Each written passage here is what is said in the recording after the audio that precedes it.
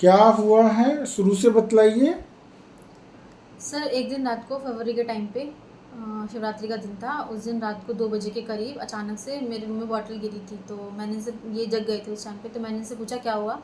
तो इन्हें बोला कि कुछ नहीं हुआ। ये ज़मीन पे बैठे हुए थे। ये प्रॉपर उठकर बाहर बालकनी की तरफ एक कमरा है वहाँ पर गए। वो 2-3 सेकंड तक नहीं आए। तो मैंने सोचा ये पहली बात तो बाहर की तरफ क्यों गए, वॉशरूम की तरफ जाना था अगर जाना था तो मैं पीछे इनके गई तो मैंने देखा ये बालकनी का दरवाज़ा पकड़ के शिविर कर रहे थे। इनके मुँह से झाग निकल रहा था और आँखें भी नहीं खुल रही थी, पूरी मतलब खड़े हुए थे मगर। पर मैंने सोचा कि कुछ खा लिया है क्या, ऐसा क्या हो गया है, क्योंकि पहली बार हुआ था तो कुछ समझ नहीं आ रहा था। तो मैंने सोचा कुछ खा लिया। मैंने इनसे पूछा कुछ खा लिया कि तुमने मुँह से झाग क्यों निकल रहा है। इन्होंने आंखें नहीं खोली। फिर मैंने पानी सोचा, पानी पिला दूँ, थोड़ा पानी पिलाया मैंने इनको और बिठाया मैंने इसे बेड पे। नॉर्मल बैठ गए थे और पानी पिए तो वो भी थोड़ा सा, ज़रा सा पिया पानी भी, पर मोशन निकल गया था इनका। उस टाइम पे मैं इनको वॉशरूम में लेके गई, पूरा क्लीन किया, तब तक इनको होश नहीं आया। ये आंखें भी कभी हल्की सी, मतलब प्रेशर दे के होता है ना, आंखें भारी हो गई, प्रेशर दे के खोलना पड़ रहा है, उस तरह से इन्होंने आंखें खोली अपनी। वॉशरूम में क्लीन किया। फरवरी का टाइम था, ठंड भी थी हल्की, रात को 2 बजे में। पर इन्हें ठंड के पानी से भी होश नहीं आया। ठंडे पानी से क्लीन करके बेड पे लेके गई, बेड में लिटा भी दिया। थोड़ी देर बाद इनको, कुछ 5-7 मिनट बाद थोड़ा सा होश आया हल्का सा। तब इन्होंने मुझसे पूछा क्या मैंने पॉटी कर दी है, मुझे स्मेल आ रही है। तो मैंने बोला कुछ नहीं हुआ है, सब ठीक है, तुम आराम करो। तो मैंने लिटा दी। कह रहे नहीं मुझे लग रहा है कुछ हुआ था शायद, तुम रो रही थी अभी थोड़ी देर पहले, मुझे हल्का सा फील हो रहा है। तो मैंने बोला कुछ नहीं हुआ, तुम भी आराम करो, हम सुबह बात करेंगे। फिर इनको सुला दिया मैंने, सो गए नॉर्मली। और फिर सुबह नेक्स्ट डे थोड़ा बॉडी में पेन था।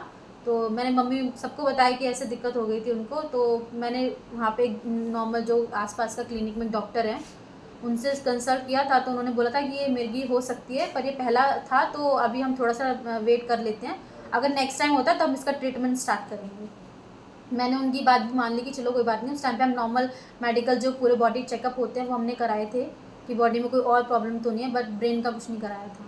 तो वो टेस्ट करवाया, रिपोर्ट भी दिखाई, सब नॉर्मल था, कुछ दिक्कत नहीं थी, थोड़ा सा लीवर में प्रॉब्लम थी, बाकी सब ओके था।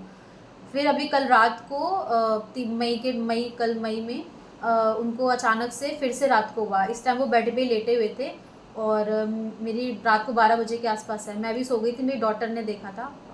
उनकी बॉडी पूरी बिल्कुल टाइट हो गई थी और हाथ बिल्कुल टाइट हो गए थे, इतना जकड़ गई थी पूरी बॉडी, मुँह से फेना निकल रहा था।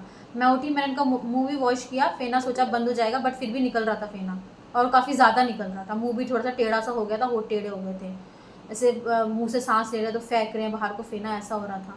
फिर मुँह साफ वाफ किया तब भी इनको होश नहीं आया। फिर कुछ देर जब फेना निकलना बंद हुआ उसके बाद ठंडे पानी के छींटे मारे मुँह पे, तब जाके इनको होश आया थोड़ा सा।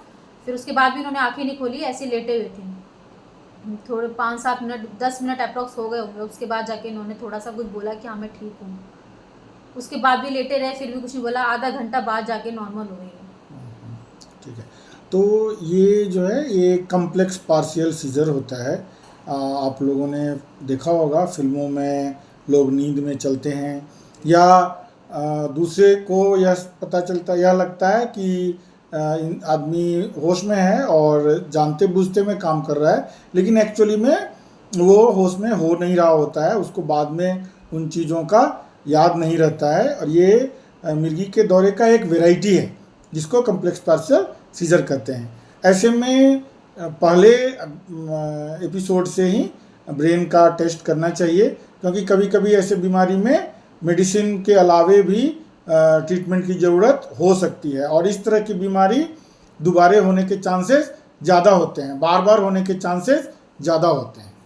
Thank you.